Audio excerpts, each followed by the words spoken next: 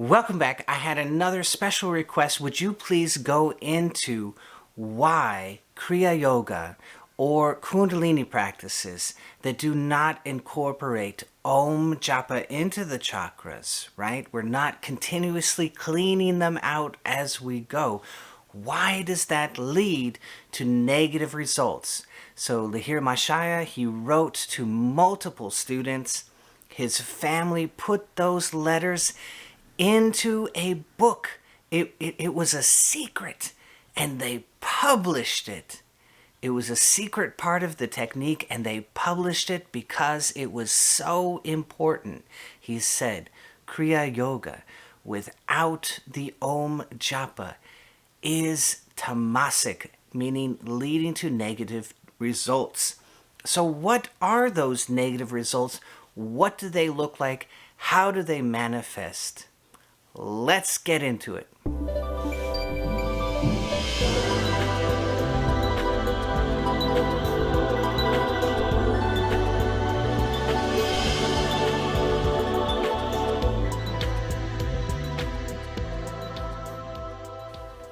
So first we have to have a little bit of an idea of what the chakras actually are. And they're a ghost in the machine. They're not real. They are projected down from the brain through the central nervous system. And so you have a conflict in your brain. Your brain knows something happened and it doesn't feel right. But the brain, it has a little bit of trouble working that out up here in the gray matter, and it projects the problem down into the central nervous system right along these chakras. So we have hurt in the heart, we have fear in the gut, and when you feel that fear, that is a chakra right there. When you feel hurt in the heart, of course, that's a chakra. So we have these very visceral, animalistic reactions when we feel that projection from the brain. And now it's in the body, it's in our life story, and we can begin to understand, wow, something's really wrong. I know it's wrong because this is here. It's telling me something.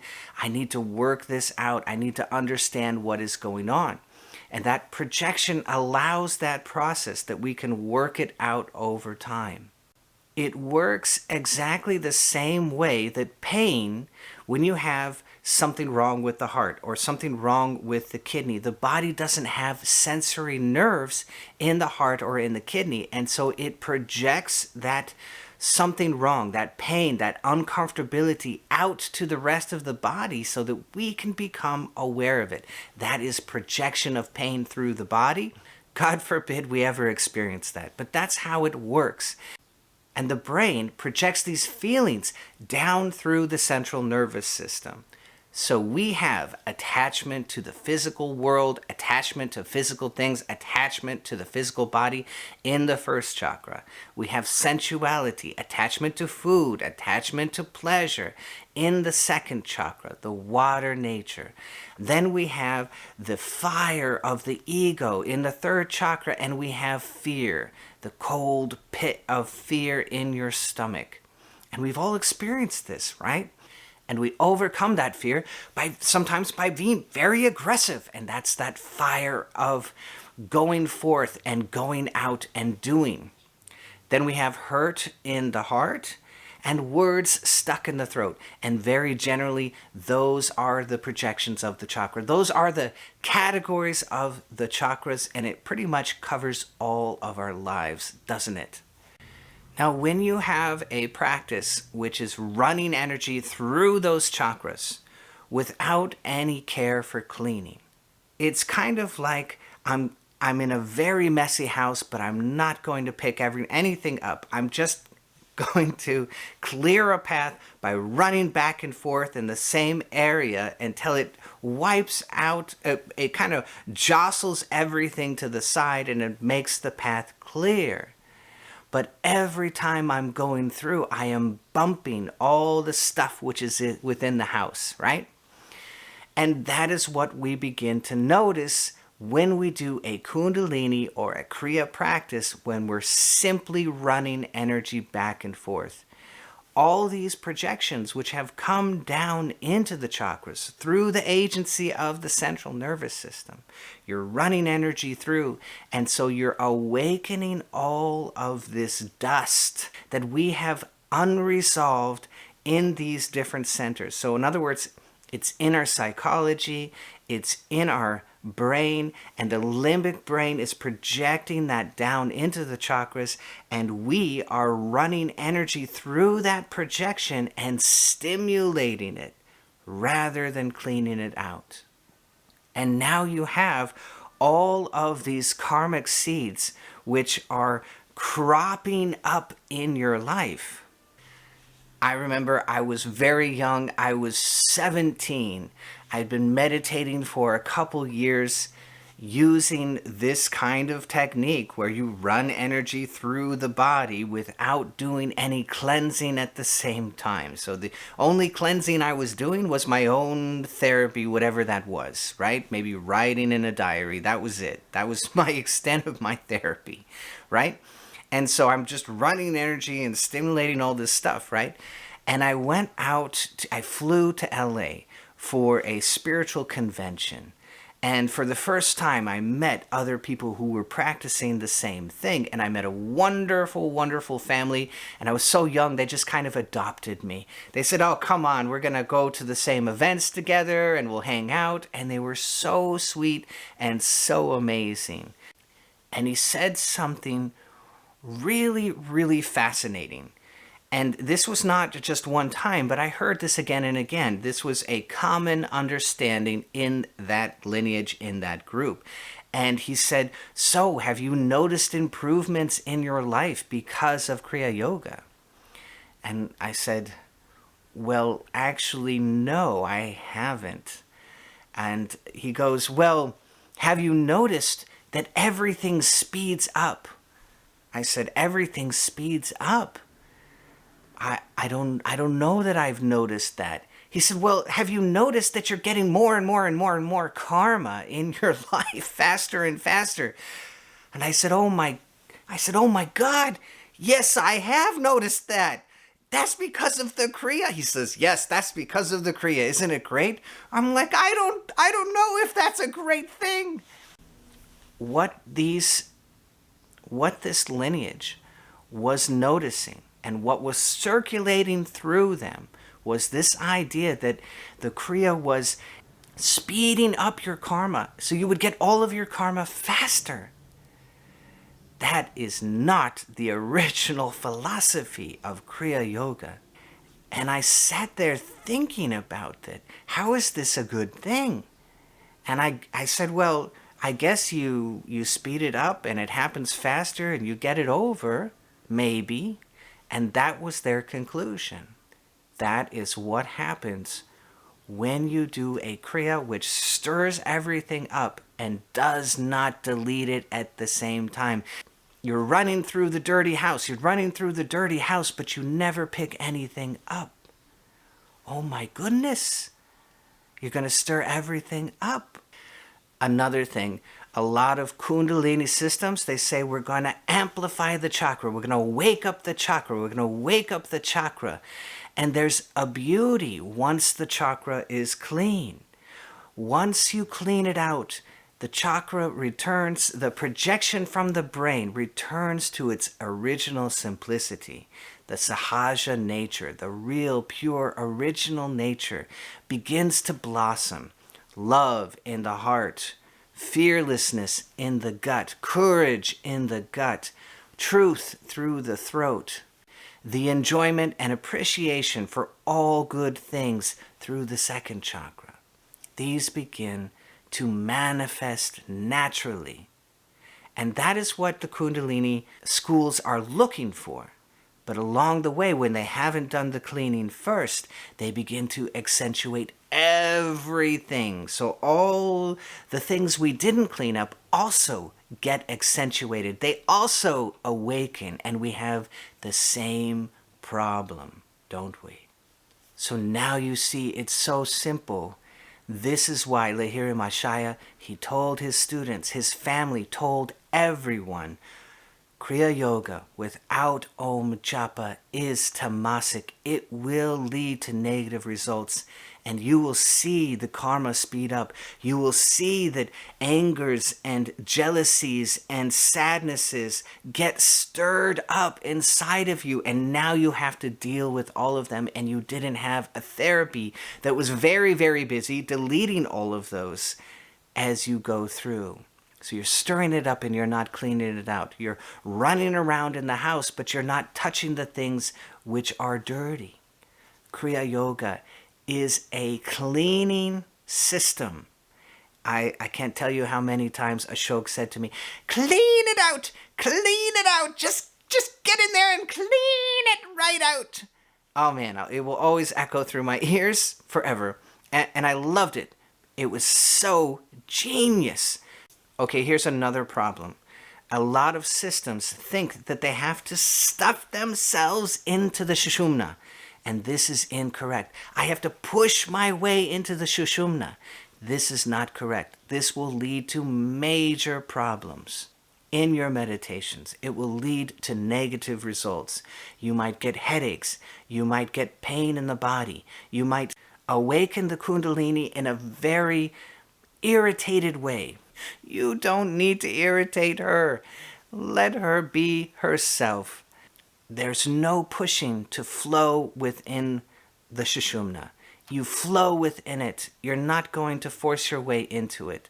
The thing that you're trying to experience is the sensation of absorption, where you get sucked through the spiritual eye.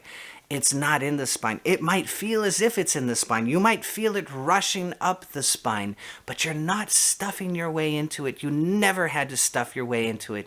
When you force, when you push, you're going to what? Fight. You're fighting. You're in the fight and flight. You're in the sympathetic nervous system. You're awakening the completely wrong system.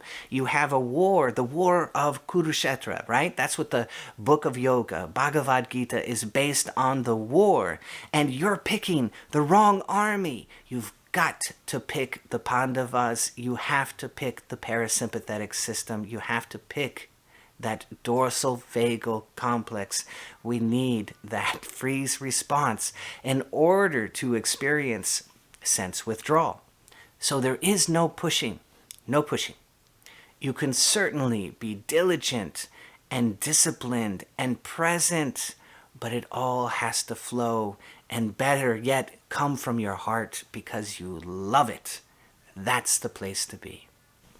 So Lahiri Mahasaya, he said very clearly, Kriya Yoga must include Om Japa in the chakras. That means every single time you're doing a Kriya, you've got to have some Om Japa in there somewhere, and go through each of the 6 chakras, okay, from the coccyx to the medulla, those 6 chakras, and Om into them mentally. I have lots of videos here on YouTube. Just scroll back on my channel just a little ways and you'll find finding the chakras. That's how you find them. Then you Om into them, and now you're on your way to actually cleaning. When Ashok gave me the real original Kriya, he said, when you begin to clean a room, it will get a little bit more dirty as you begin, as you just begin, all right? But right away, as you continue with the Om Japa in the chakras, it will clean out. And anything that comes up in your entire day, because we all get emotional, we all run into negative emotions and limiting decisions throughout our day. When you're going through your day and you see one of those and it comes up, you know, usually we're like, oh no, this horrible thing has come up. But what happened to me is I learned timeline therapy, I learned Huna, I learned the Om Japa Kriya, and suddenly all these negative emotions is like a party. Oh, look at what I found. This is fantastic. Oh man, when I get rid of this junk, I am going to be so free. This is amazing. Look what I found. sound. And then you Om into it right there. So you feel the feeling wherever you feel it. I feel it here. Maybe I feel it in 2 places. And I Om into it. I Om into it. I Om into it mentally. Nobody has to know I'm doing it. People look at me. They don't know what I'm doing. I'm just sitting there and I'm Oming into it and I'm Oming into it. And nobody has to know. Maybe I run away to my cubicle and I Om into it. I Om into it. Nobody has to know. It's my personal project inside of myself, and you'll watch that negative emotion. It will crumble and crumble and crumble and gone, just gone. And you go, okay, I had this negative emotion 5 minutes ago. Can I feel it now? I'm trying. I know it was there. Can you feel it now? Be honest with yourself. I can't feel it. Maybe it's there a little bit. Om into that little bit. Om into it. Om. Om mentally, right? We mentally send the Om into what we feel, and that little bit will be gone. And now you're free. Now you're free. And a learning may arise, the wisdom. Oh my God, this guy, I was so upset. This guy did this to me because he's in a bad place. He's got something he's working out. He is in such a horrible place. And look at me, I'm over here and I'm free. I'm free of all this junk. I don't have to carry his burden on my shoulder. And now I'm free. And I have the wisdom, I have the learning, and I carry that learning forward. And my past, instead of being this mountain of a burden constantly weighing me down on my shoulders, it becomes instead a storehouse of wisdom and learnings.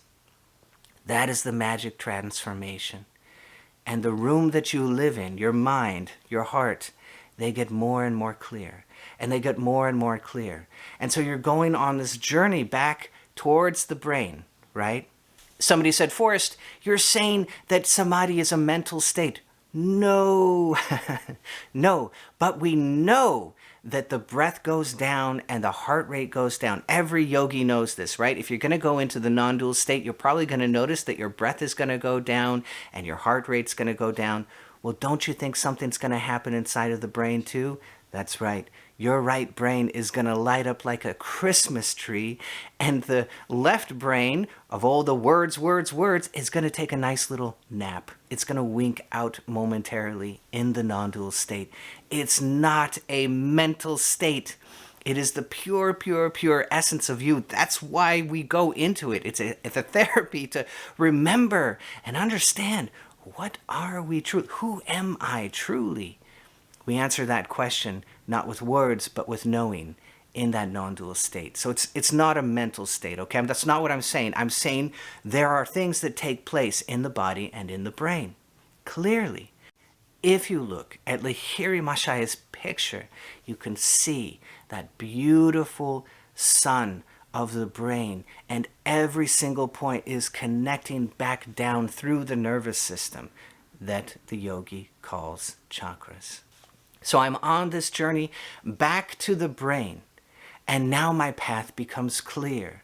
I never had to force my way through the spine. Instead, I cleaned it out, I cleaned it out, I cleaned it out. There's nothing in the way. You just roll right up into the brain. And when it happens powerfully, you feel it very powerfully, but you can also feel it very subtly. It might be a slow wandering back into your brain. I love those. Or it may be a powerful jump back into the brain, and you'll feel that, and you'll say, oh my God, I felt the powerful kundalini go up into my brain. Kundalini means power and intelligence. It does not mean energy. When we get stuck on energy, we're stuck.